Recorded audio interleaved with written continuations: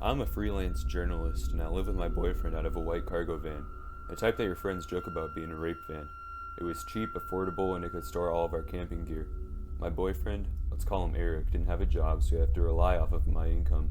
We spend our days roaming around the west coast of the US with no particular destination in sight, other than some interesting landmarks here and there.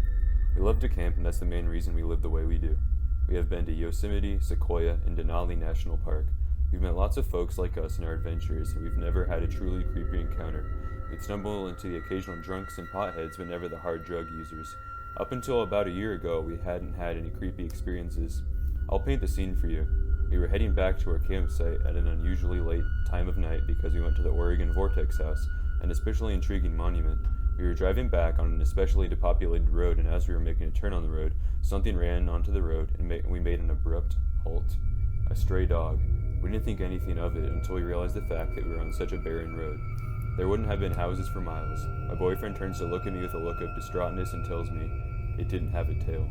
He barely choked out those words, and I didn't ask him to explain to me what he told me. Since I was driving, I decided to continue the drive to the campsite.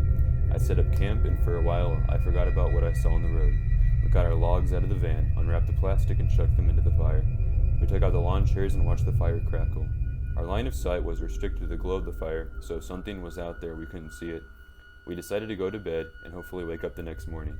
I hear a call from out of the woods, and as I am getting into my sleeping bag, my brother.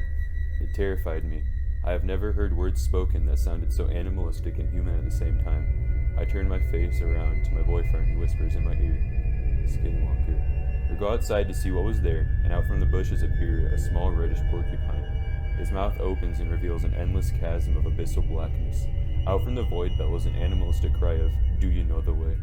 My boyfriend and I are deeply disturbed by the sight of this, and we instantly run to our van and drive the hell out of there.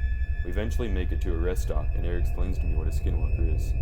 They are a witch that has the ability to change forms into the animals that they have killed. She must have killed the little guy when he's alone on the trail and didn't know the way.